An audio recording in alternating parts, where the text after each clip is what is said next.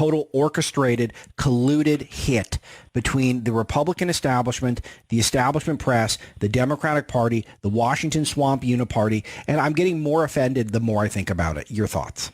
It's 100%. I mean, even Chuck Todd, the swampiest creature of swamp creatures, I mean, he had a pretty good – he walked through it yesterday on Meet the Press. We got that clip. Want to play it?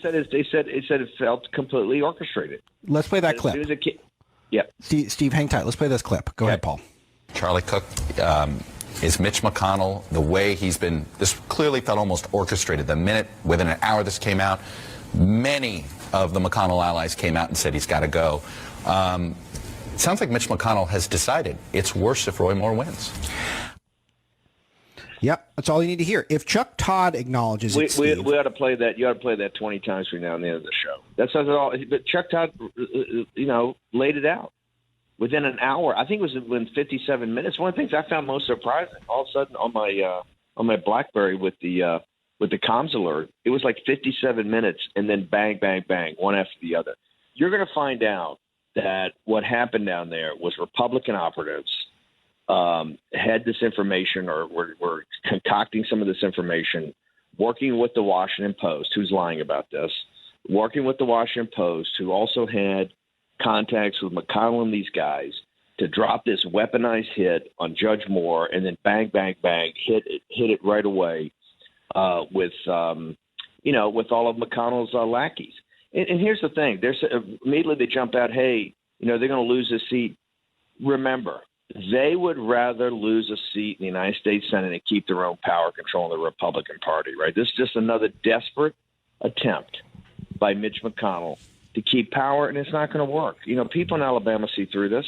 Yes, they do. The good folks in Alabama are going to be able to weigh and measure this. Plenty of time to weigh and measure this, and to come to a conclusion, an independent conclusion, which the folks down there are obviously capable of doing. But this is an orchestrated hit from the Uniparty. Yes, that's exactly right. The two most important stories this weekend, and of course we were tracking this 24/7 at Breitbart News. You can see it's been a very hot news weekend. You can get caught up on the front page right now. The first one I would say is the Chuck Todd clip. The second one was this Alabama ABC affiliate, Steve, that could not find one voter in a Man in the Street segment who believes the Washington Post report. I'm looking at the calls. I will take a call who thinks Roy Moore is guilty first. We spent a full hour taking nothing but calls. I've got a full board full of calls now. Every single call does not believe the Washington Post. You know why? Because folks are coached up now. The old days, they would been on the hook, and the mainstream media would have their way. Folks are coached up. Here's the great thing about the internet and about places like Breitbart and others is that, and this is why it's so we're so grateful we have this partnership with SiriusXM, that we've got this great radio platform, because radio and the internet go right together. Is that you can't fool people anymore. The information can get out there, and people make their own judgment. Alex, you and I talk all the time, both on the radio show and on the site. It's show, don't tell. We don't need a lot of opinion. We don't. We're not really a radio that's driven by hosts. No. Raheem or Alex or Rebecca Mansour or Sonny Johnson or Matt Boyle or Steve Bannon. Any of us and many others. You're going to see over the next year so many more Breitbart personalities: Seb Gorka, Francis Martell, right? Amanda House. You're just going to see a whole slew of new personalities come out and man these shows, of which we're going to be expanding. And you're going to see we're not there to give you opinion. We're just there to present the facts and let you come to the conclusion. Opinion, that's the power. That's right. Right? That's yes. what you're seeing down in Alabama. I thought the ABC thing was a complete heckle on the Washington Post. That's right. Yeah, and your point about the host being mostly interchangeable is so crucial. If you guys did not get a chance to listen to the Saturday show that Steve co-hosted with Raheem, I got to tell you, I was walking around doing my thing in Washington listening to the show. It's just so good. The callers are so good. Steve went on an epic tear against Paul Singer, which maybe we'll get to that momentarily, which was worth the price of admission. And Rebecca and Joel on the Sunday night show. I got up my game, Steve, because the JV team is all of a sudden improving. They're getting their game together. So they call the guys off retirement. Guys like Bannon come out of retirement, and then Joel and Rebecca are stepping up. No, it's fantastic. I had the honor of speaking to the Zionist Organization of America last night. Hopefully we play the speech maybe tomorrow or something as we get it. But it was so many people have come up to me And not just about the site. It used to just be about the site, but about the radio show. It is incredible how many people are coming up and saying, hey, I listen to the radio show every day, and I can't get enough of it. And it's because of the callers. I mean, the callers, but that's what I think is great. For the next couple of hours, you just take callers from Alabama or throughout the rest of the country who believe the Jeff Bezos, Amazon, Washington Post. This is the opposition party in high relief. But the key thing here is the opposition party is working with establishment Republicans. Have you noticed, Steve, how it's never that the Republican, they never falsely report the Republican spent a lot of summers growing up working in a soup kitchen. It's always that they're always touching children. Like, that's always what we learn. And what it's doing here, Steve, and this is what I'm very discouraged by, and you are by far the number one honey badger in American politics right now. And I think part of the appeal that you have is because there's so many people who might be like me, who might be like so many of our listeners, who are good, decent, normal people who might one day think about running for office somewhere. Why would you want to put up with it if this witch hunt continues to take place? No, they're out to destroy you. That's why I pride Breitbart at being. I said last night at the ZOA dinner, they had some speakers beforehand, people I really admire a lot, and a couple I'm really friendly with, who talked about moderation and want to be moderate voices, and it's a time to bring both sides together and to listen. And I got up there and I said, look, I love moderates; they're fantastic, and I particularly love people on the right who want to moderate and reach out and everything like that. I said, that's not me. I'm a fighter, right? I think that if you're, and I said this last night with the state of Israel, how on Capitol Hill there's an anti-Israel. And throughout the country, you start to see anti-Semitism on college campuses. It's time to be a fighter and a honey badger, not a moderate. We're going to have to fight our way through this thing. And for people out there thinking of running, we encourage everybody to get engaged. Understand they're going to try to destroy you. This is, once again, they're not debate. It's just like the Donald Trump campaign. They're not there to debate the topics. No. They don't want to talk about immigration. They don't want to talk about DACA. They don't want to talk about they don't want to talk about the Gulf, the Middle East. They want to talk about Korea and China. What they want to do is tear you down. And it's amazing. Where's the outrage and the firestorm over Bill Clinton, a known sexual predator, right? Where's the firestorm? Really, you haven't really seen a firestorm even on these accusations on some of these other guys in the Hollywood industry. I mean, there's been victims coming forward, but it hadn't been the vicious teardown that you've seen on Judge Moore. Have you seen Mitch McConnell, Mitt Romney, Pat Toomey, these guys, John Kasich, have they been as forceful condemning? Let's do the rap sheet.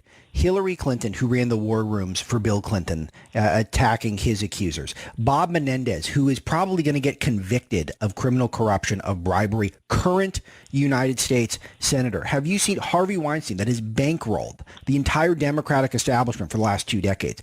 Are they condemning those people half as forcefully as they're condemning Roy Moore over 40-year-old accusations? If they did, I missed it. If they did, I missed it. Okay, I totally missed it. And by the way, I throw the White House staff in there. The White House staff ought to understand something. This is what they try to do to President Trump. And they're going to try to come back on President Trump. The White House staff's got to savvy up over there, right? They're going to try to turn back on President Trump. You watch. These guys on the left, right? You already see it out there. This is a trial balloon, Steve. You're on to something. This is a trial. This is a canary in the coal mines. Canary in the coal mines. The White House staff has got to get a lot savvier.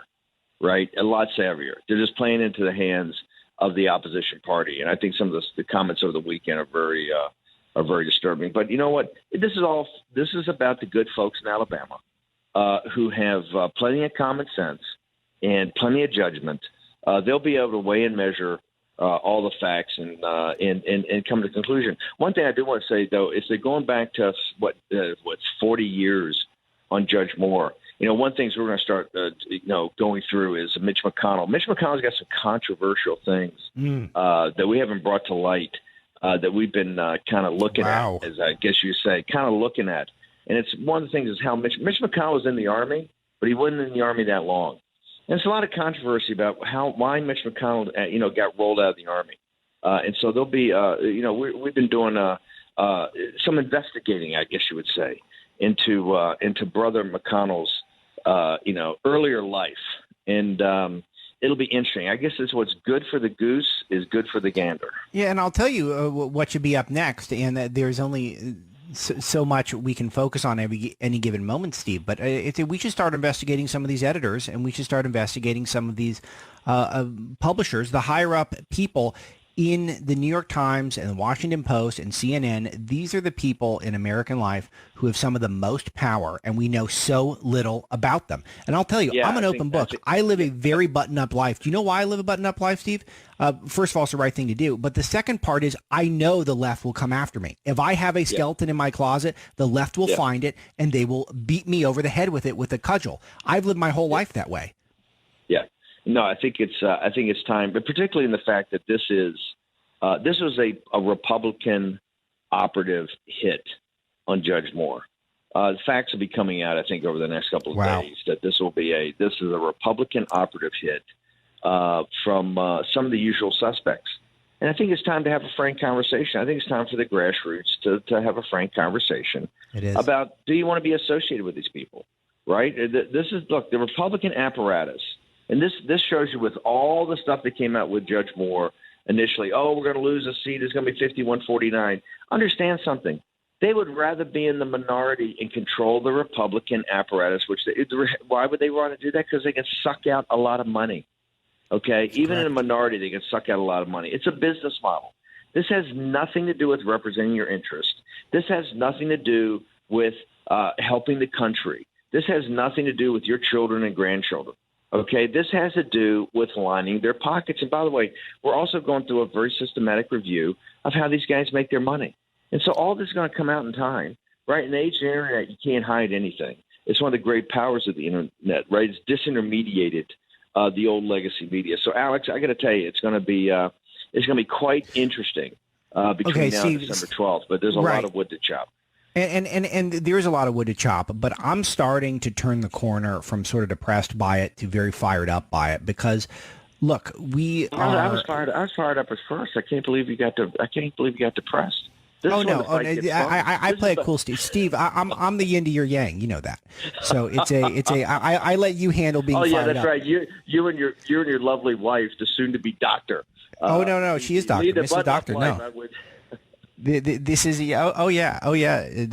she's so evil. She spends her time at the VA helping sick veterans that she's never met before. Because that's who we're attracted to at Breitbart. Mostly children and no, it's a joke. That's a joke, folks. It's a very dark moment in American life in terms of the way we are going after people with witch hunts. But Steve, let me ask you about the stakes. The stakes have been raised by Mitch McConnell, by the Republican establishment, by the attempted ouster of Judge Moore over these decades-old accusations.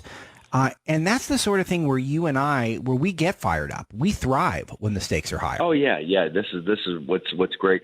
By the way, for all the folks out there, this is exactly when Breitbart is at its best as a platform. But, Mitch McConnell, I think, he gave an interview to the New York Times of the weekend where he said, hey, write this down. When they said, Bannon's got a target on your back. And he said, write this down. He laughed. He went, ha. As my mother used to tell me, he who laughs best laughs last. So I think I'll leave that there and take the show. By the way, you got to play that Chuck Todd tape a couple of times the rest of the morning. It is a beauty. Chuck Todd, who's a very savvy guy, just sat right there and said, hey, this looked like it had all the feel of an orchestrated hit, right, because of the timing of it. So the Judge Moore thing comes out from the Washington Post. McConnell's on it. All his lackeys are on it. The opposition party, Bezos, Amazon, Washington Post, and an organized hit with Republican operatives, which Mitch McConnell and his staff knew about. And you could tell they triggered it. 57 minutes after the thing came out, they were all over it. So all that information is going to come out over the next couple of days. And the folks in Alabama and the grassroots folks around the country, Alex, can make a determination on. They can weigh and measure the facts around Judge Moore and come to their own conclusion. That's exactly correct. Okay, so Steve, I want to talk more about your dinner yesterday with the Zionists of America. This is one of the most important Jewish groups in the country. You, as have the rest of Breitbart, even though we're owned and operated by Jews, has been called everything horrible about anti-Semitic and all of these, which was, Steve, it was so heartbreaking to explain it to my mother who went to temple at Leo Beck on Sepulveda in Los Angeles, world renowned, that I was an anti-Semite. It was heartbreaking to her when I had to sit her down and explain that. Look, I didn't know. I grew up with the Jewish friends. We're called, and we wear as a badge of honor. We're called. Was it the Daily Stormer or whatever this? They got this. This Nazi thing. The Daily Stormer. They call us kike. They call us kike Bart. Because there's so many Jewish editors and writers, and we're very proud of the fact that I think we're the most pro-Jewish site of any news site, and I include the forward in that. In the United States, I mean, we're the leader of the BDS movement. We're the leader of the movement to protect young Jewish kids on college campuses. Breitbart London, one of the reasons it was set up to talk about the plight of the Jews in Europe. We set up Breitbart Jerusalem, right under Aaron Klein, I would say the great Aaron Klein, to be a voice of really breaking stories over there. We couldn't be prouder. And last night, I was so proud to talk to the Zion. The reason I love the Zionist organization, American More Klein, and the folks is that they are such fighters. I mean, it's like another Breitbart. These guys are just fighters. And the audience last night was just fantastic. Tom Cotton was honored. Chris Ruddy was honored. It was just Ambassador Friedman, who I think is one of the best picks in the entire Trump administration. True. It's just, it was just a fantastic night. And I gave a Fight Club speech about how you can't. By the way, the speech, my speech was helped by input from Joel Pollack and Raheem Kassam. Two brilliant editors at Breitbart that know the world situation so well. So it's just, and one of the things I wanted to talk about was that, hey, in this anti-establishment revolt, we want to have Zionist Organization America and other American Jews throw in here because the establishment is tapping along the Jewish community of the United States that wants to support Israel.